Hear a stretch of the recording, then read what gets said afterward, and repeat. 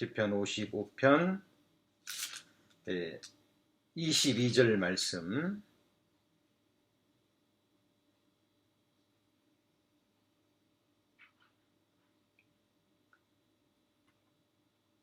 시편 55편 22절 말씀 제가 읽겠습니다. 내 짐을 여호와께 맡겨 버리라. 너를 붙드시고 의인의 요동함을 영영히 허락지 아니하시리로다. 네, 오늘은 시편 55편 22절 말씀을 시작으로 해서 하나님께 온전히 내어 맡기십시오 라는 제목으로 함께 말씀 배우고자 합니다.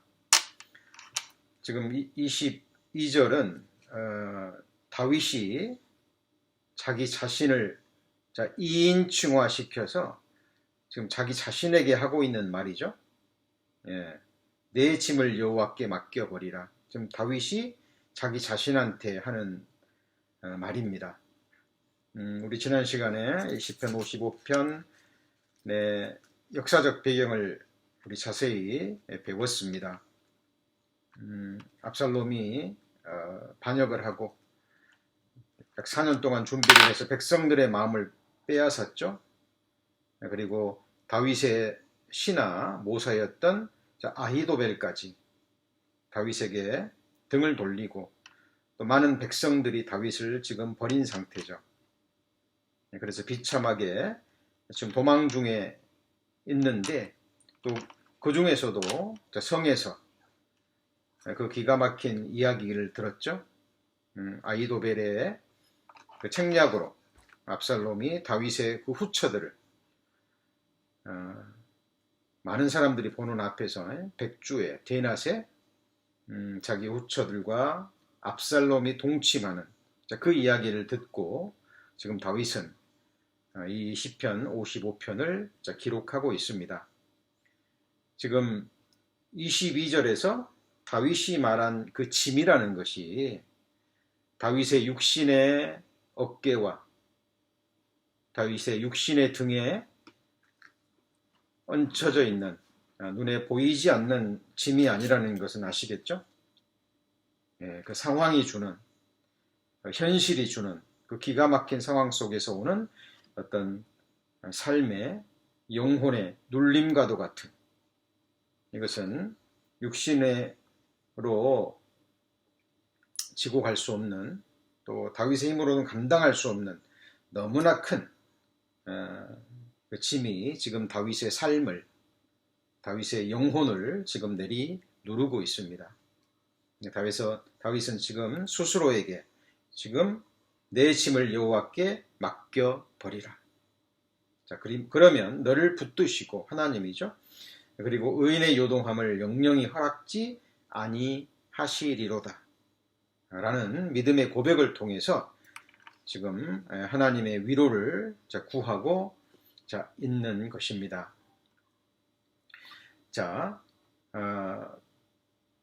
여기서 맡기다, 맡겨버리다라고 번역된 원어는 샬라크라는 단어가 쓰이는데요. 이거는 이제 집어 던지다, 내어 던져버리다라는 의미인데 그 내적인 의미는 전혀 내게 필요치 않기 때문에, 그죠? 어떻게 보면 나와는 상관이 없는 것이기 때문에 내어 멀리 던져버리는 의미를 가지고 있습니다. 예를 들면 집안에 쓸모없는 물건이라든가 쓰레기 같은 것이 있으면 주저없이 버리죠. 그렇죠? 미련 없이 그걸 쓰레기통에 내어 던져버립니다. 그러면 집안이 깨끗해지죠. 그리고 마음에 시원함과 상쾌함을 느낍니다.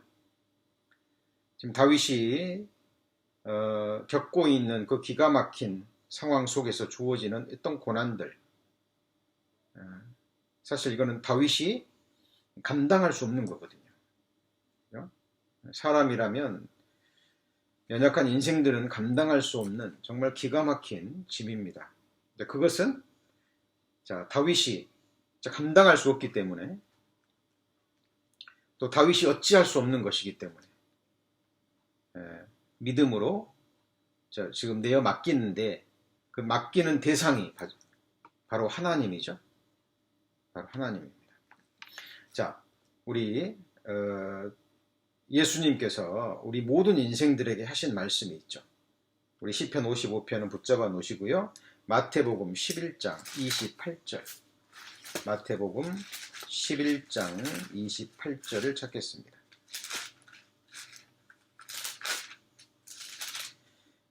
마태복음 11장 28절.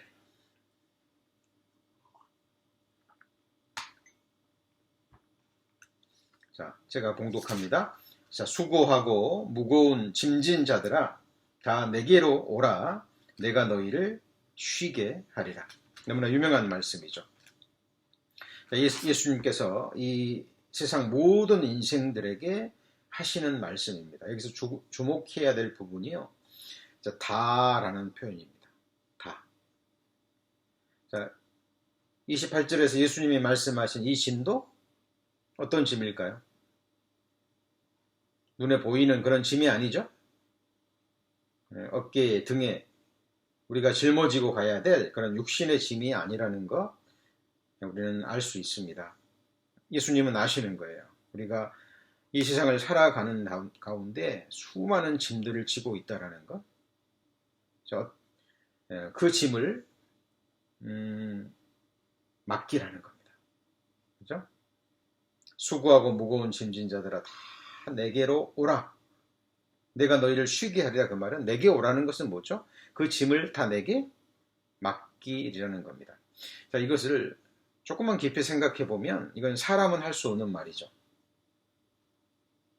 자, 사람이 이런 말을 하면 그 사람은 정말 정신병자이든지 아니면 사람을 미혹하는, 그렇죠? 거짓으로 가득 찬 사람일 수밖에 없습니다. 이건 사람이 할 수 없는 말입니다. 그죠? 이 세상 모든 사람에게 지고 있는 그 무거운 짐을 가지고 오라는 겁니다. 자, 그 말은 뭐죠? 예수님께서 전부 다 그것을 감당하시겠다라는 말씀이에요. 그리고 우리를 쉬게 하시겠다라는 겁니다. 예수님이 우리에게 주시고자 하시는 것이 너무 많이 있습니다. 그 가운데 하나가 바로 우리 마음의 쉼, 우리 영혼의 쉼, 삶의 쉼을 우리에게 주시겠다라는 사실입니다. 우리 성도님들 경험하고 계시죠?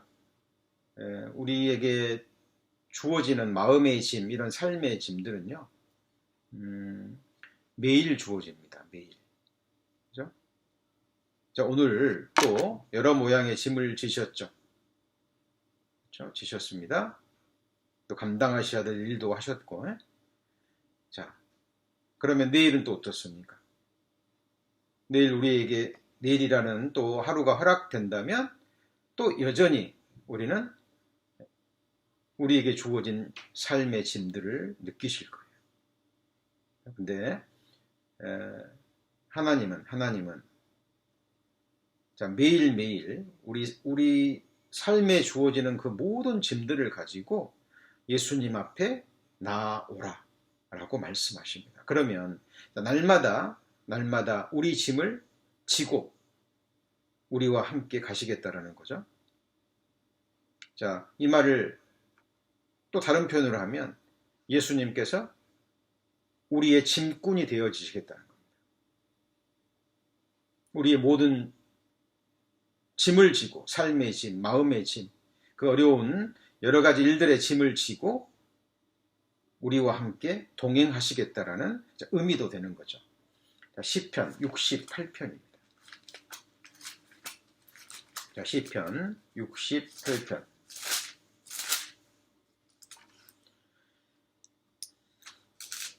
자, 19절. 자, 이것도 다윗의 시편입니다. 자, 이런 말씀들은 좀 표시를 해 놓으시고요. 정말 마음에 새겨져 있어야 될 말씀이라고 생각합니다. 자, 19절 말씀, 68편 19절. 자, 날마다 우리 짐을 지시는 주, 곧 우리의 구원이신 하나님을 찬송할지로다 그랬죠. 그렇죠? 자, 날이면 날마다 주어지는 우리의 그런 삶의 짐을 주님께서 져 주시겠다라는 약속의 말씀입니다. 그죠? 자, 근데 생각하셔야 됩니다. 자, 성경에 두 가지의 짐이 나와요. 두 가지의 짐.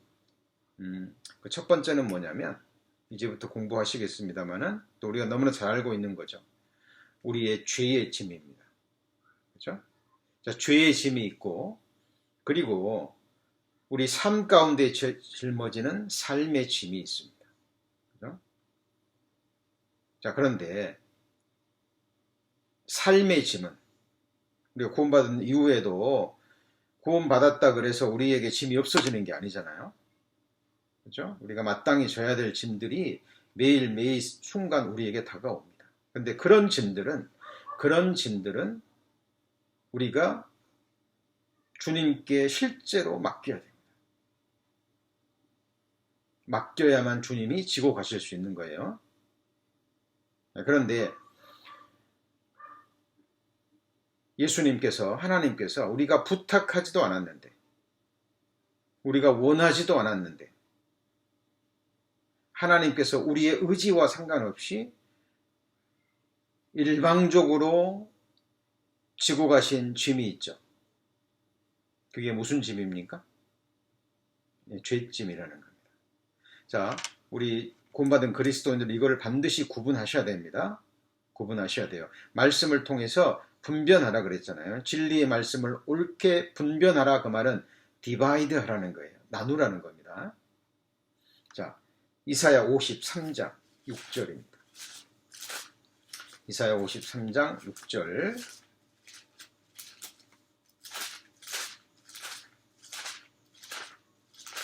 이사야 53장 6절입니다. 1032페이지죠. 1032페이지. 이사야 53장 6절. 자, 그가 6절이죠. 우리는 다 양 같아서 그릇 행하여 각기 제 길로 갔거늘, 자, 여호와께서는 우리 무리의 죄악을 그에게 담당시키셨도다 그랬죠. 자, 이건 2700년 전 이사야 선지자에 의해서 성령의 감동하심으로 기록된 말씀이죠. 자, 여기서 여호와는 6절에 여호와는 성부 하나님을 의미하겠죠. 여호와께서 우리 무리의 죄악을 누구에게요? 그에게. 그는 누굴까요? 독생자 성자 하나님 예수 그리스도가 되시겠죠. 자, 그런데 여기서 이 말씀을 자세히 보면, 자, 우리는 다 양 같아서 그릇 행하여 각기 제 길로 갔습니다. 제 길로 갔다라는 것은 죄를 지으면서 제 길로 갔다라는 거죠. 그런데 어느 누구도 우리 죄짐을 맡아달라고 부탁한 적이 없잖아요. 그렇죠? 그런데 하나님은, 여호와는 우리 무리의 모든 죄악을 그에게 담당시켰다라고 말합니다. 여기서 구체적으로 들어갑니다. 자, 그러면 죄악을 옮기신 분은 성부 하나님이고 그 대상은 예수 그리스도죠. 그렇죠? 자, 그렇다면 언제 옮기셨을까요? 언제 옮기셨을까요? 그리고 왜 옮기셨을까요? 그리고 누구를 위해서 옮기셨을까요? 그리고 옮기신 목적이 무엇일까요? 자, 성경을 보면 성경의 하나님은 시간과 공간과 물질의 제한을 받지 않으시는 분이십니다. 성경의 하나님은 영원에서 영원까지 살아계신 하나님이잖아요. 자, 시간도 창조물인 거 아시죠?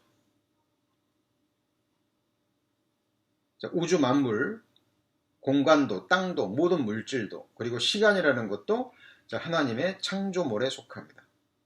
그래서 하나님은 창조물의 제한을 받지 않으시는 분이라는 거예요.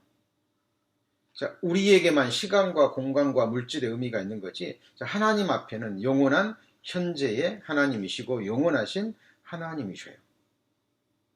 그렇죠? 자, 우리가 그에 해당되는 여러 가지 말씀들을 찾을 수 있거든요. 우리 요한계시록 13장 8절을 찾겠습니다. 요한계시록 13장 8절.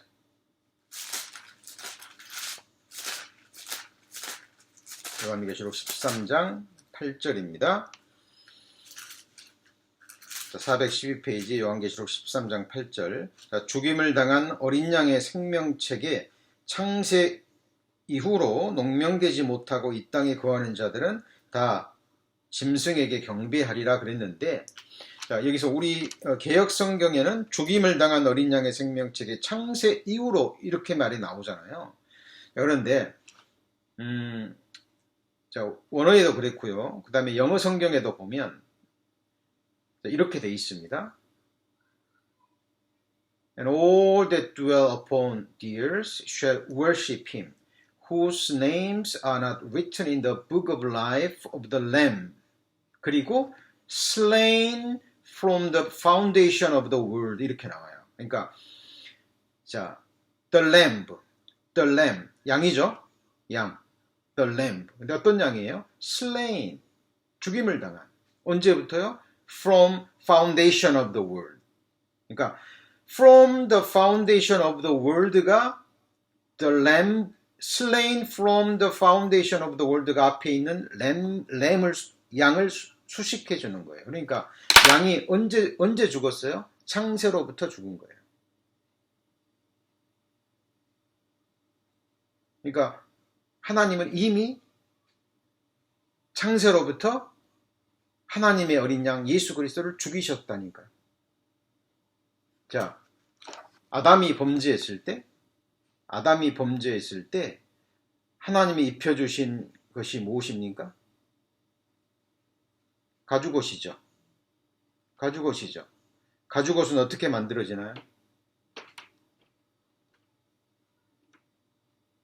동물이 죽어야 되잖아요. 피를 흘리고. 그러죠?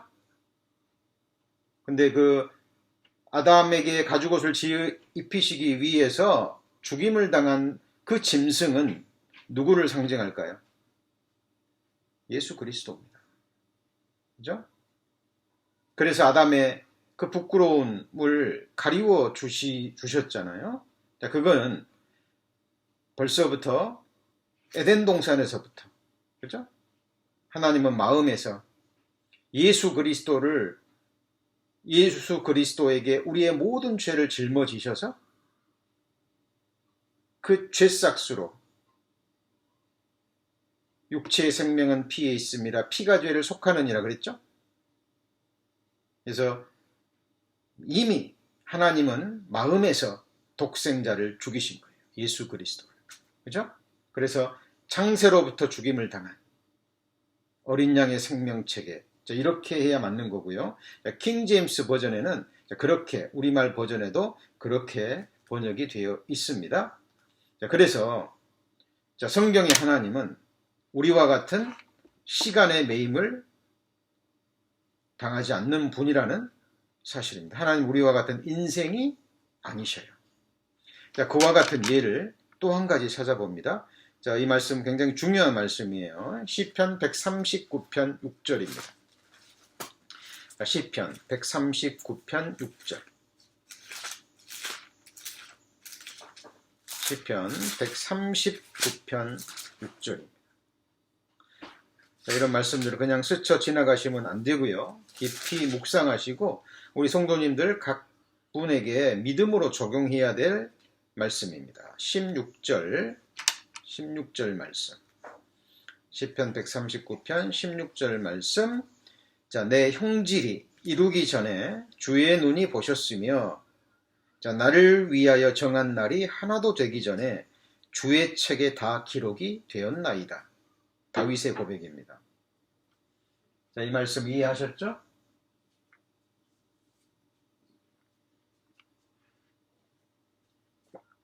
시편 139편 16절에 보시면 자, 나를 위하여 정한 날이 하나도 되기 전에 주의 책에다 기록이 되었답니다. 이게 무슨 말이죠? 그러니까 내 형질이 이루기 전에 주의 눈이 보셨대요. 그러니까 다윗의 몸이 육체가 엄마 뱃속에서 조직되기도 전에 그리고 다윗을 위한 날이 태어나서 다윗이 탄생한 날부터 죽는 날까지 그 날이 시작되기도 전에 다윗에 관한 모든 것이 어디에 기록이 됐어요? 주의 책에 기록이 된 거예요. 자, 이게 하나님이 영원 속에 계시고 전지하시다라는 증거예요. 그럼 다윗만 그럴까요? 다윗만 그럴까요? 아니죠. 지금 말씀을 듣고 계시는 우리 성도님들 한 분 한 분이 어머니의 모태에서 조직되기도 전에 우리 성도님들을 위한 날이 한 날도 시작되기 전에 우리 성도님들의 탄생부터 죽을 때까지의 모든 삶이 어디에 기록이 돼 있어요? 주의 책에 기록이 돼 있는 거예요. 다 보셨어요. 우리 성도님들 항상 생각하셔야 됩니다. 말씀을 가지고 묵상하셔야 돼요. 그걸 바로 영의 생각이라고 얘기를 합니다. 우리 성도님들에게 지금 볼 수 있는 눈을 주신 분이 하나님이잖아요. 근데 이 눈은 한계가 있잖아요. 그렇죠? 멀리 있는 것도 못 보고 너무 큰 것도 안 보이고 너무 미세한 것도 안 보이고 이 작은 손바닥으로 눈을 가려버리면 또 아무것도 안 보입니다. 그런 하나님의 눈은 완전하신 눈입니다. 영원에서 영원까지 뿐만 아니라 사람의 마음속의 계획까지 다 보시죠. 그렇죠? 자, 그렇다면 하나님이 다윗이 태어나서 죽을 때까지 지을 죄 보셨을까요? 안 보셨을까요? 보셨습니다. 우리 성도님들이 태어나서 죽을 때까지 지을 죄 보셨을까요? 안 보셨을까요? 다 보셨습니다. 아담부터 시작해서 이 세상에 태어나서 살다가 죽었고 또 앞으로 태어나서 죽어갈 모든 인생들의 모든 죄, 모든 삶 하나님이 보셨을까요? 안 보셨을까요? 보셨습니다. 호리도 남김없이 다 보셨어요. 그리고 그 모든 사람의 모든 죄를 호리도 남김없이 예수님은 누구한테 옮기셨다고요? 예수님에게 옮기셨습니다. 자, 그게 바로 죄짐이죠. 맞죠? 자, 이 죄짐은 우리 성도님들이 내게 죄짐이 있구나. 하나님 이 죄짐 좀 져주세요. 가져가세요. 이렇게 부탁하지도 않았고 기도하지도 않았어요. 이건 하나님이 영원전에 일방적으로 하나님이 의지적으로 그것을 행하신 겁니다. 맞죠? 사람들이 태어나면서 자기가 죄인이란 걸 깨닫고 성경을 통해서 진리를 구하고 하나님을 찾는 사람들은 말씀을 통해서 이 사실을 깨달아요. 성경을 배우면서. 믿음은 들음에서 나며 그랬죠? 깨닫습니다. 그리고 그렇구나. 하나님은 내가 이 세상에 태어나기도 전에 어머니 뱃속에서 내가 지음받기도 전에 나의 모든 것을 다 아시고 그 죄가 있으면 지옥 가기 때문에 심판받기 때문에 나를 사랑하셔서 나를 구원하시기 위해서 우리 죄를 나의 모든 죄를 예수 그리스도께 담당시키시고 창세로부터 마음에서 죽이시고 그렇죠? 그리고 실제로 이 땅에 때가 되자 예수님을 보내셔서 십자가에 못 박혀서 죽게 하신 거예요. 이 죄짐은 일방적으로 지고 가셨습니다. 요한복음 1장 29절입니다. 요한복음 1장 29절.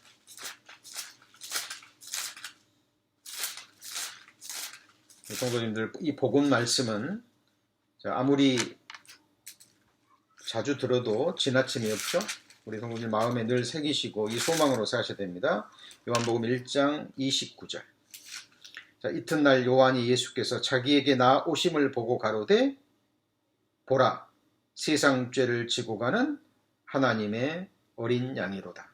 자, 우리 성도님들도 지금 마음의 눈을 여셔서 말씀을 믿는 믿음의 눈으로 약 2000년 전에 저와 여러분의 죄, 세상 모든 죄를 지고 가시는 하나님의 어린 양 독생자 예수 그리스도를 믿음의 눈으로 보고 계십니까? 예수님의 그 몸에 짊어진 우리 성도님들의 모든 죄가 보이십니까? 예, 사실입니다. 지고 가신 거예요. 그래서 우리를 향하신 하나님의 뜻이 많이 있습니다. 근데 가장 중요한 뜻, 그것은 바로 우리가 구원을 얻는 것이고 영생을 얻는 거예요. 그죠? 요한복음 6장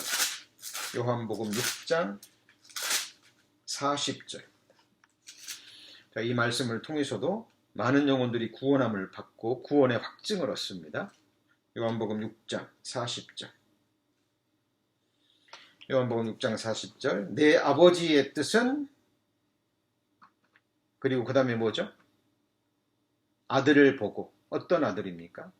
세상 죄를 지고 가는, 그죠? 내 죄를 지고 가는, 내가 태어나기도 전에 내가 지을 모든 죄를 다 보시고 호리도 남김없이 그 죄를 지고 가는 하나님의 어린 양, 그 아들을 보고, 그 다음에 뭐 하는 자마다요? 믿는 자마다. 왜 믿죠? 사실이니까. 믿는 자마다 뭘 얻어요? 영생입니다. 영원한 생명을 얻는 이것이니 그랬죠. 하나님의 말씀은 애매모호함이 없습니다. 성경처럼 확실한 것이 없어요. 우리 성도님은 인생을 살아오시면서 정말 확실한 것이 뭐가 있던가요?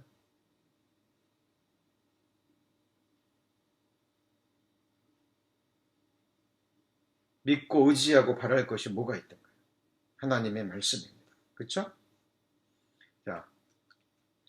자, 지금 뭘 배우고 계시는 겁니까?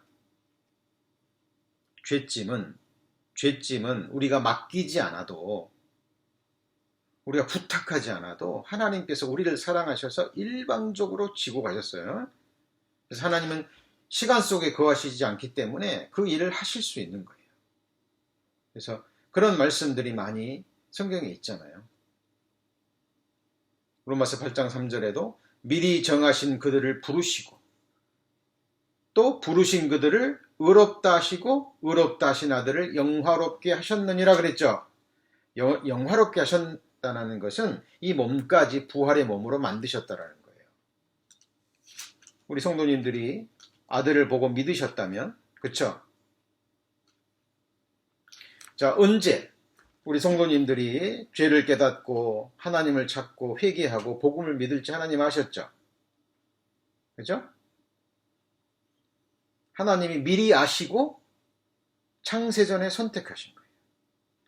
자, 보세요. 조금 전에 우리 그 말씀 배웠죠. 예수님이 언제 죽임을 당하셨다고요? 창세로부터.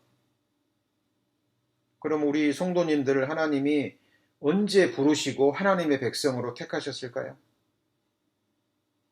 우리 성도님들이 하나님을 찾고 진리를 구하고 죄를 깨닫고 하나님 구원해 주세요 라고 회개하시는 것을 보시고 그때 선택하셨을까요? 아니라니까요. 우리 성도님들 항상 생각하셔야 돼요. 하나님은 우리와 같은 인생이 아니십니다. 전지전능하신 분이에요. 하나님은 완벽하신 분이고 세미하신 분입니다. 우리 성도님들 하나님이 창세로부터 택하셨어요. 에베소서 1장 4절. 에베소서 1장 4절.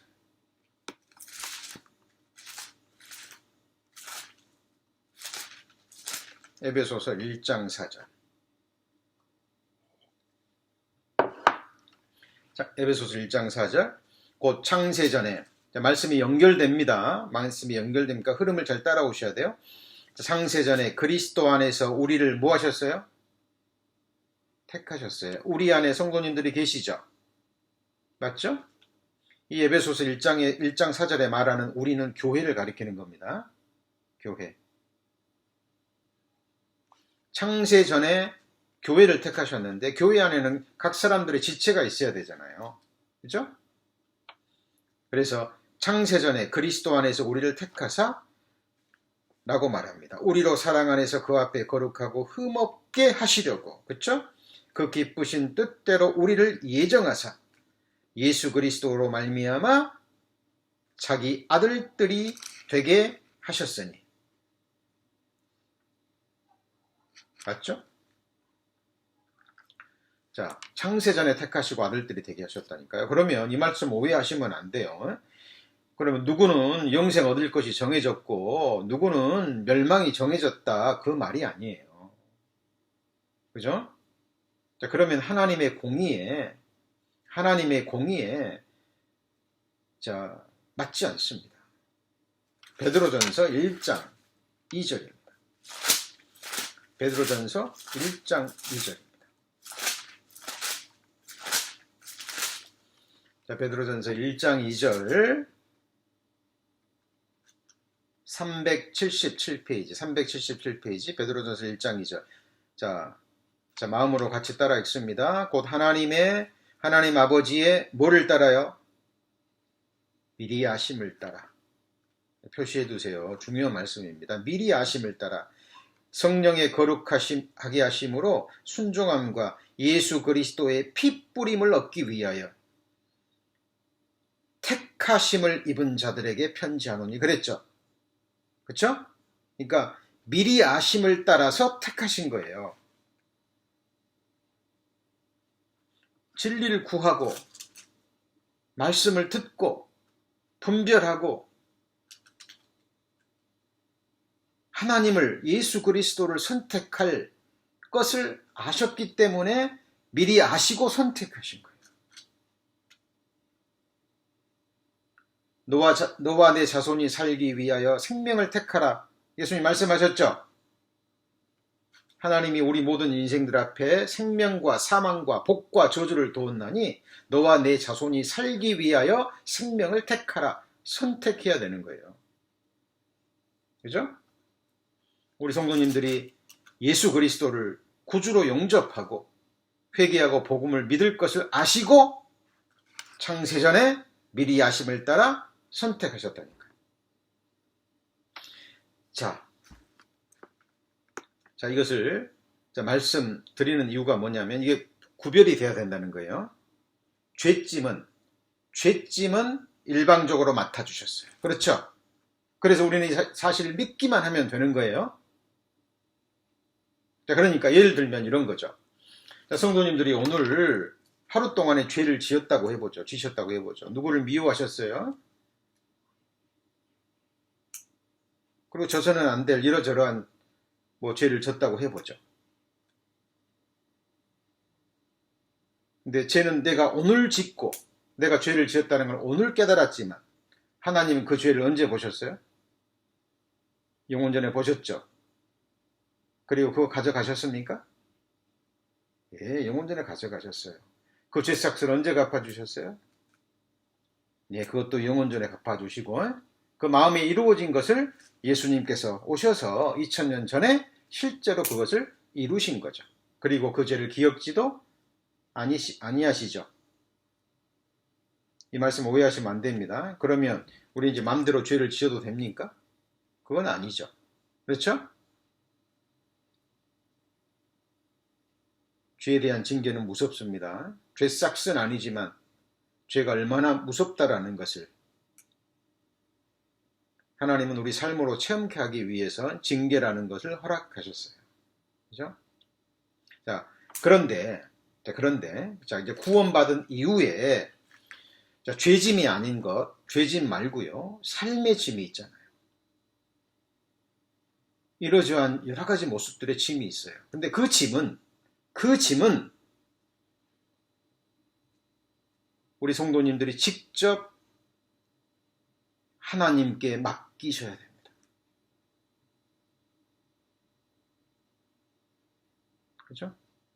맡겨야만, 믿음으로, 기도로 맡겨야만 하나님이 그 짐을 지고 가시는 거예요. 이게 무슨 말이냐면요. 홍해바다를 건널 때는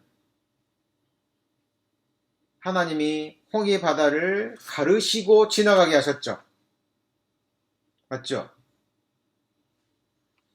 그 다음에 요단강을 건널 때는 어떻게 하라 그랬습니까? 제사장들이 법궤를 메고 창이라는 그 요단강 물에 믿음으로 발을 내디뎌야만 요단강이 갈라지는 거예요.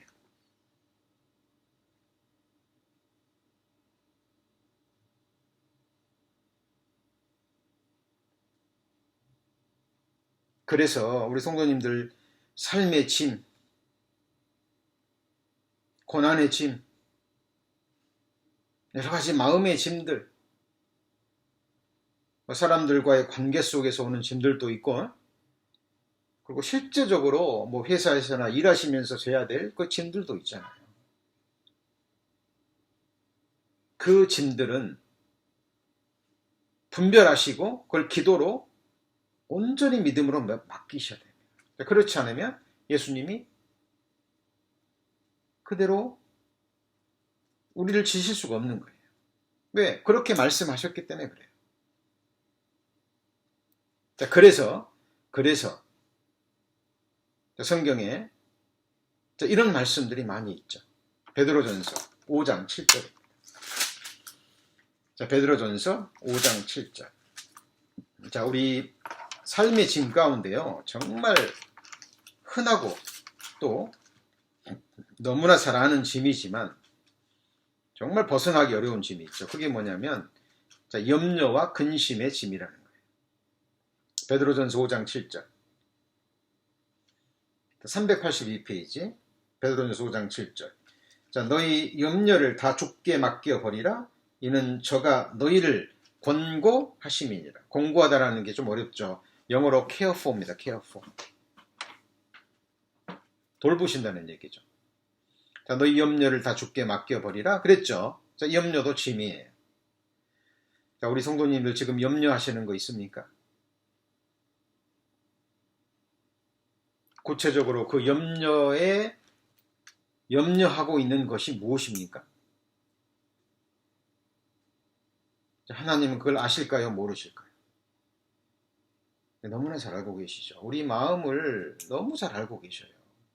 우리 인생들이 얼마나 연약한 존재인지, 그리고 우리가 삶 가운데 겪는 그 짐들이 무엇인지 너무 잘 알고 계셔요. 그래서 지금 너희가 염려하는 것, 그 염려라는 짐을 주님께 맡겨 버리라. 이유는 하나님이 권고 돌보고 계시기 때문에. 그런데 우리가 그걸 붙잡고요, 맡기지 않으면 주님은 맡으실 수가 없는 거예요. 그죠? 자, 이 염려 중에 가장 큰 염려가 뭐냐면 생활의 염려입니다. 무슨 염려라고요? 생활의 염려. 누가복음 21장 34절입니다. 자, 누가복음 21장 34절.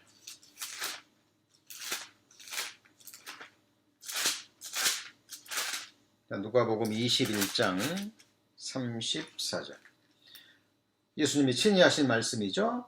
134페이지. 너희는 스스로 조심하라. 그렇지 않으면 방탕함과 술취함과 그 다음에 뭐라고 되어 있습니까? 생활의 염려로 마음이 둔하여지고 뜻밖의 그날이 덕과 같이 너희에게 임하리라. 여기 보면 생활의 염려로 마음이 둔하여지고 이렇게 되어 있죠. 생활의 염려가 뭘까요? 말 그대로 생활입니다. 더 쉽게 말하면 의식주. 무엇을 먹고 무엇을 입고 무엇을 마실까? 어디에 거할까? 자, 특히 미국 같은 데서는 더하죠. 그렇죠? 우리가 뭐 직장을 잃고 뭐 몇 달만, 그렇죠? 일을 않거나 그러면 길거리에 나앉는 경우가 너무 많잖아요.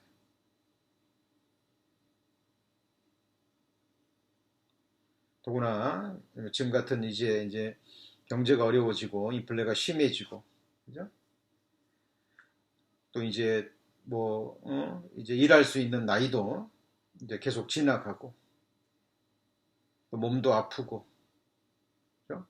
이러저러한 여러 가지 염려들이, 생활의 염려들이 올라옵니다. 자, 근데 그 염려를 주님께 맡겨 버리라는 겁니다. 마태복음 6장 25절. 예수님이 이 부분에 대해서 더 구체적으로 말씀하셨죠. 마태복음 6장 25절. 마태복음 6장 25절. 9페이지입니다. 신약성경 9페이지 25절 제가 읽습니다. 그러므로 내가 너희에게 이르노니 목숨을 위하여 무엇을 먹을까? 무엇을 마실까?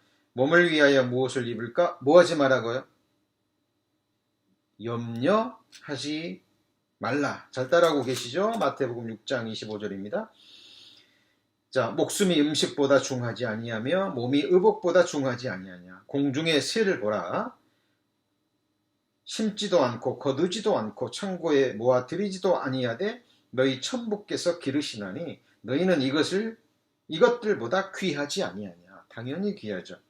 너희 중에 누가 염려함으로 그 키를 한 자나 더할 수 있느냐?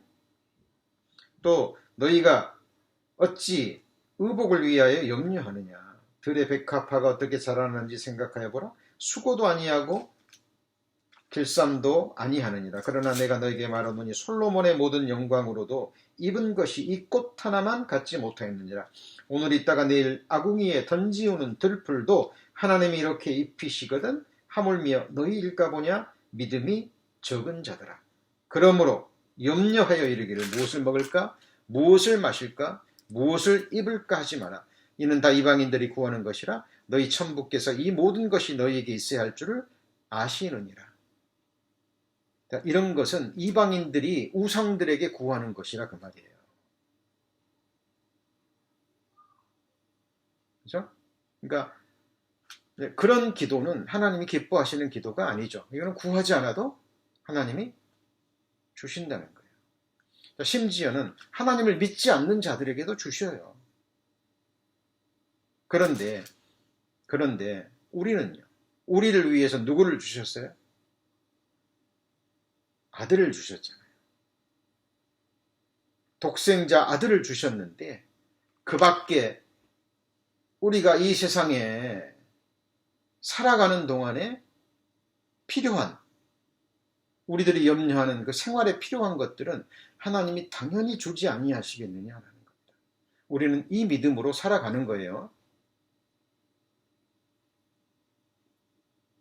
그런데 우리가 경험했다시피 사탄은 우리의 연약함을 잘 아십니다. 약점을 아셔요. 그러니까 우리가 믿음으로 맡겼어도 또 어떤 상황이 주어지면 염려가 올라오죠. 그렇죠? 그래서 우리는 날마다 우리의 짐을, 그것도 우리 염려의 짐, 생활의 염려의 짐을 하나님께 맡기는 겁니다. 자, 올해 우리 교회의 비전 말씀이 로마서 8장이죠. 매일 읽고 계시리라 믿습니다. 로마서 8장 찾아보시죠. 로마서 8장.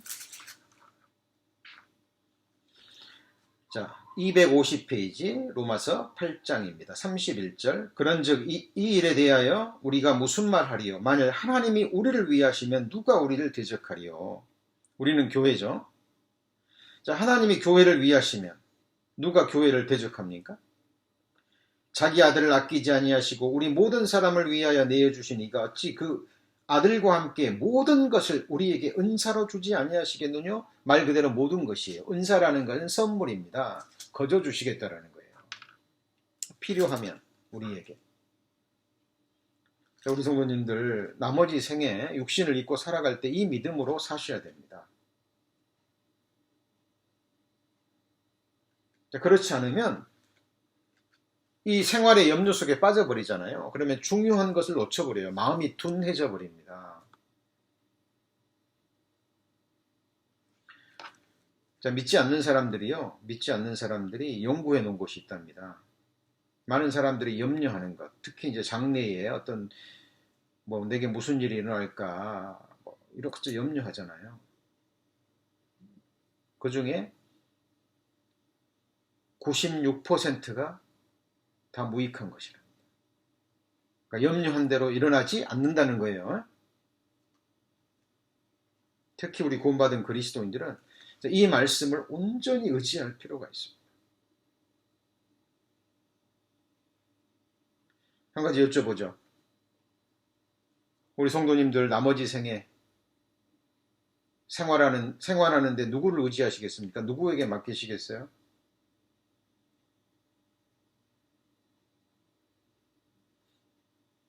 예, 하나님께 맡기셔야 돼요.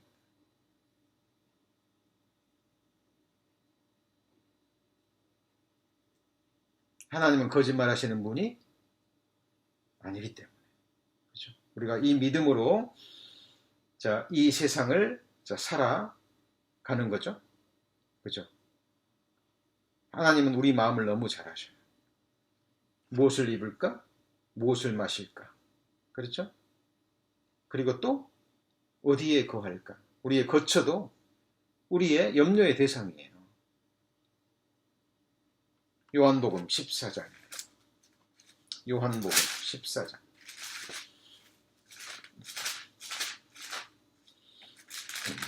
요한복음 14장. 너무나 유명한 말씀이죠? 요한복음 14장 1절. 172페이지입니다. 너희는 마음에 뭐 하지 말라고요?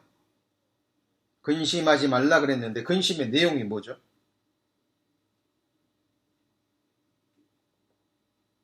2절에 나오죠. 내 아버지 집에 뭐 할 곳이 많아요? 거할 곳이 많도다. 그러면 무엇에 대한 염려입니까? 거할 곳에 대한 염려예요. 자, 이 세상에서도 그렇습니다. 이 세상에 거할 곳도 문제가 될 수 있죠. 그죠? 지금 특히 렌트비가 너무 비싸서 지금 어렵게 우리 성도님들이 한 달 벌어서 그죠? 겨우 한 달 렌트비 내고 그리고 힘들게 살아가시는 형제 자매님들도 계십니다. 그런 분들이 많이 계시죠. 자, 그리고 이 세상에 살아갈 거처도 염려의 근심의 대상이지만 우리가 죽고 나면 어디 거할 겁니까? 우리 성도님들 영혼 어디에서 영혼이 거하실까요? 염려하지 말라는 겁니다. 자, 하나님이 다 예비해 놓으셨다는 거예요. 내 아버지 집에 거할 곳이 많도다. 거처죠. 그죠? 하나님은 우리의 마음을 너무 왜 이런 말씀들이 여기에 기록되어 있을까요? 하나님 우리의 염려를 아시기 때문에 그래요. 아시기 때문에. 그죠? 이걸 다른 말로 하면 이 생활의 염려, 그죠? 어떤 두려움 이런 것들이요. 우리 사람들을 보면 전부 다 장래에 관한 것들이에요. 지금 어떤 일이 일어나지 않았어요? 근데 나중에 이런 일이 내게 일어나면 어떨까? 미래에 대한 두려움, 불안감 이런 거예요. 하나님을 알지 못하는 사람들, 하나님을 의지하지 않는 사람들은요. 지금 그거에 목을 메고 있는 거예요. 그러니까 왜 재물을 모으려 할까요? 왜 그토록 재물을 사모할까요? 그 재물이 자기의 미래를 보장해 준다 그렇게 생각하는 거예요.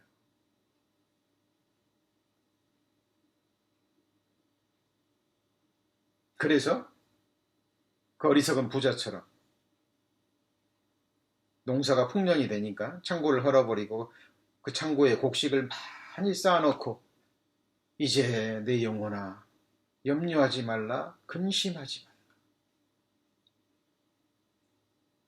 그런데 하나님이 오늘 밤에 네 영혼을 취한다 그랬죠. 많은 사람들이 헛된 일에 근심하는 거예요. 그래서 우리 성도님들, 이게 이 염려는 장래와 관계된 겁니다. 장래. 그죠? 이사야 45장. 이사야 45장. 이사야 45장 11절. 이사야 45장 11절입니다. 자, 이스라엘의 거룩하신 자, 이스라엘을 지으신 여호와께서 가라사대 뭘 내게 물으라고요? 뭘 내게 물으라고요? 자, 장래사를 내게 물으라 그랬죠. 장래사를 내게 물으라. 장래일을 내게 물으라. 또 내 아들들의 일과 내 손으로 한 일에 대하여 내게 부탁하라. 장래일을 내게 물으라 그 말에는 묻고 부탁하고 맡기라 그 말이에요.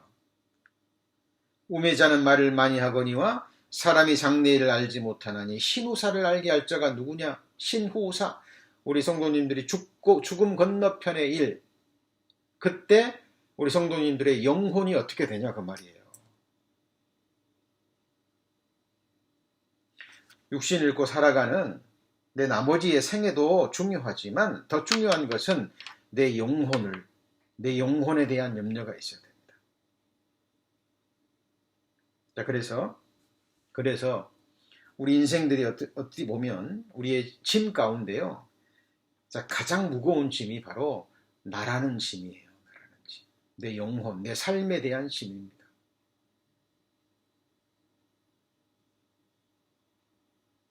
이제 우리 부모님들이 어린 자녀들을 키우면서 마음의 짐이 있잖아요. 그렇죠?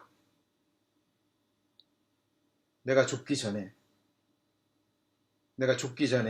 이 어린 자녀들을 내가 잘 키워야 될 텐데,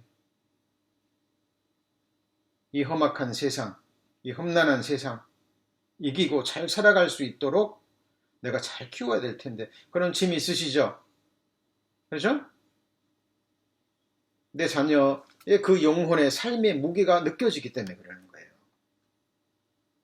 사실 그보다, 내 자녀들보다, 내가 책임지고 양육해야 될 그 자녀들보다 더 큰 무거운 짐이 뭐냐면 내 영혼이라는 이 짐입니다. 맞죠? 저도 우리 성도님들 말씀으로 섬기면서요, 늘 하나님께 기도합니다. 왜냐하면 우리 성도님들의 한 분 한 분의 그 영혼의 무게, 삶의 무게가 느껴지기 때문에 얼마나 귀한지, 하나님 보시기에 얼마나 소중한지 저는 감당할 수 없습니다. 그러나 또 하나님이 주신 은혜로 정말 이 말씀들을 성령의 도우심으로 또 능력으로 잘 전해져서 우리 성도님들이 말씀을 믿고 의지하고 순종할 때 하나님만이 주실 수 있는 그 위로와 위안과 그 소망이 있거든요. 성경 속의 믿음의 선진들은요, 그 자기 영혼의 무게, 영혼에 대한 염려를 다 느꼈습니다. 그리고 하나님께 그 영혼을 맡긴 거예요. 우리 시편 31편 5절입니다. 시편 31편 5절. 시편 31편 5절. 자, 우리 성도님들을 같이 마음으로 따라 읽습니다. 내가 나의 영을 주의 손에 뭐합니까? 부탁하나이다. 내 영혼을 부탁하는 거예요. 자, 이것도 다윗의 시편입니다. 베드로전서 4장 19절입니다. 베드로전서 4장 19절. 자, 베드로전서 4장 19절. 자, 그러므로 382페이지. 그러므로 하나님의 뜻대로 고난을 받는 자들은 또한 선을 행하는 가운데 그 영혼을 미쁘신 누구한테요? 조물주께 부탁하나이다. 우리 성도님들, 천하보다 귀한 내 목숨, 내 영혼을 누구한테 맡기실 거예요? 누구한테 부탁할 겁니까?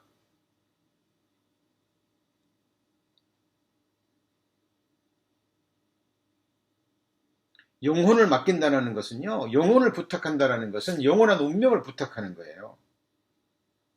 영원한 장래. 내가 어디에서 영원토록 누구와 함께 무엇을 하며 어떻게 살 것인가. 그걸 감당하실 수 있는 분은, 맡으실 수 있는 분은 오직 누구죠? 그 영혼을 지으신, 우리 성도님들을 구원해 주기 위해서 자기 목숨을 버리신 하나님 뿐입니다. 자, 하나님의 말씀을 참으로 진지하게 받으셔야 됩니다. 어느 누구도 책임질 수 없어요. 책임질 수도 없고 책임져서도 안 되고. 살아계신 하나님, 성경의 하나님, 시작도 없고 끝도 없으시고 영원에서 영원까지 살아계신, 공의로우실 뿐만 아니라 자비로우신, 날 죽기까지 사랑하신 하나님께 맡기셔야 됩니다. 그죠? 자, 그러면 어떻게 맡겨야 됩니까? 어떻게 맡기죠? 자, 당연히 말씀을 믿고 믿음의 기도로 맡기셔야 됩니다. 자, 우리 신앙생활에 가장 중요한 것은 말씀과 기도죠. 그렇죠? 말씀은 누가 누구에게 하시는 거예요? 하나님이 내게 하시는 거죠. 그러면 내가 그 말씀을 듣고 믿음으로 응답하는 내용이 뭐예요? 바로 기도라는 거예요. 우리 성도님들과도 살면서 우리 대화를 나누잖아요. 그렇죠? 우리 성도님 누군가가 내게 말을 해오면 듣고 응답해야 되잖아요. 그러죠? 인격과 인격의 대화입니다. 자, 지금은 말씀 시간이죠. 자, 하나님이 우리에게 지금 말씀하셔요. 예, 저라는 도구를 사용하셔서 제 입술을 통해서 기록된 말씀을 전해주십니다. 듣고 우리는 이제 응답하는 거예요. 우리 성도님들이 지금 다윗과 같은 기가 막힌 상황에서, 형편에서 오는 여러 가지 고난의 짐, 마음의 짐, 삶의 짐, 다윗이 맡겼듯이 하나님께 우리에게도 맡기라고 말씀하십니다. 그러면 우리가 믿음으로, 어때요? 기도로 올려야죠. 그래서 아무것도 염려하지 말고 오직 모든 일에 기도와 간구로 너희 구할 것을 감사함으로 하나님께 아뢰라. 그리하면 모든 지각에 뛰어난 하나님의 평강이 그리스도 예수 안에서 너희 마음과 생각을 지키시리라. 어떻게 지키십니까? 평강 중에 쉼을 주십니다. 이것은 체험이고 그렇게 실제로 하셔야 돼요. 그러니까 맡긴다라는 게 뭐냐면 그냥 주님께 맡기고 나는 아무것도 하지 않는다, 그게 아니에요. 오해하시면 안 됩니다. 정확하게 알고 그것을 믿고 기도로 맡기는 거예요. 그리고 그 결과는 하나님이 책임지시는 거예요. 자, 이해가 적절할지 모르겠습니다만 예를 들어서 우리 성도님들이 한국에 있는, 타주에 있는 가족에게, 친구에게 편지를 보냅니다.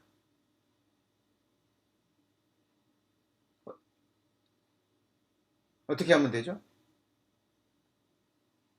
편지를 써서, 주소를 써서, 우표를 붙이고 우체통에 넣는 것까지는 우리가 해야죠. 그죠?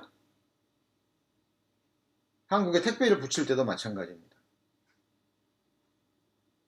비행기에 오르실 때 큰 짐을 할 때는 비행기에 맡기죠, 짐을. 그렇죠? 그것까지는 우리가 해야 되는 거예요. 정확하게 우리 성도님들의 마음의 짐, 삶의 짐, 온전히 주님께 믿음으로, 기도로 내어 맡기셔야 돼요. 여러분, 편지를 보내건 택배를 보내건요, 우체국도 실수할 수 있죠. 그죠? 비행기도 사고 날 수도 있고. 그러나 하나님은 실수하지 않으십니다. 우리 성도님들이 지금 겪고 있는 무거운 짐. 자, 그리고 성경에 보면 우리가 할 수 있는 일이 있어요. 그렇죠? 할 수 있기 때문에 하라고 하신 일이 있죠. 맞죠? 자, 말씀을 읽는 것은 누가 해야 돼요? 우리가 해야 되는 거예요. 말씀을 듣는 것도 누가 하셔야 되죠? 성도님들이 하시는 거예요. 그리고 말씀을 믿는 것도 성도님이 하시는 거고, 기도로 맡기는 것도 하셔야 돼요. 그냥 분명히 아무것도 염려하지 말고 오직 모든 일에 기도와 간구로 맡기라 그랬는데 기도하지 않으면 안 되는 거죠. 맞죠? 하나님만이 하실 수 있는 것을 우리가 감당해서는 안 되잖아요. 특별히 미래에 관계된 것은 더더욱 그래요. 성도님들, 미래에 관계된 것은. 우리 성도님들, 미래에 내게 구체적으로, 물론 나의 영원한 운명 이런 것들은 성경에 기록되어 있습니다만은, 내가 내일 무슨 일을 겪고 모레 무슨 일이나 그런 걸 구체적으로 모르잖아요. 그러죠? 그런 것들은 염려해서 될 일입니까? 아무 의미가 없어요. 아무 의미가 없어요.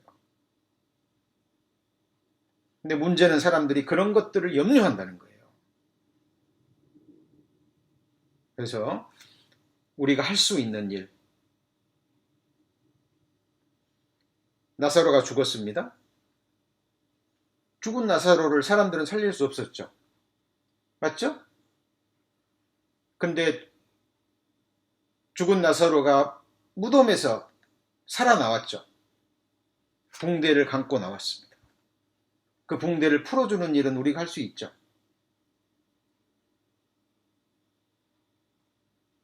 우리는 함께 모이기를 힘쓰라 그랬습니다. 모이기를 힘쓸 수 있습니다. 서로 합력하라 그랬죠? 합력할 수 있어요. 합심해서 기도하라 말씀하셨습니다. 할 수 있는 일입니다. 우리가 할 수 있는 일을 하고, 그리고 우리가 주님께 맡길 때 주님은 그 모든 것을 이루어 주십니다. 자, 오늘 말씀의 제목이 무엇이었습니까? 하나님께 온전히 내어 맡기십시오. 특별히 삶에서 오는 짐들, 염려의 짐, 장래의 짐, 그리고 우리 성도님들의 영혼의 짐. 자, 그리고 맡기시고 정말 하나님이 주시는 심령의 평강을 누리시는 우리 성도님들 되시기를 기도합니다. 기도하시겠습니다. 하나님, 감사합니다. 오늘 시편 55편 22절 말씀을 통해서 주님 주시는 교훈과 가르침을 받았습니다. 하나님, 우리가 감당할 수 없는 일, 특별히 우리의 미래와 장래를 염려하지 않도록, 생활의 염려에 우리의 마음이 빼앗기지 않도록 오직 하나님의 말씀을 믿고 그 말씀에 온전히 의뢰하는 또 저희들 되기를 원합니다. 염려가 올라올 때마다 그 염려를 기도로 바꾸는 저희들이 되기를 원합니다. 하나님, 일어나지도 않을 일에 사탄이 주는 헛된 두려움과 근심에 마음을 빼앗겨서 생명과 같은 시간을 허비하지 않도록 우리 마음을 늘 지켜주옵소서. 우리 구주 예수 그리스도의 이름으로 기도합니다. 아멘.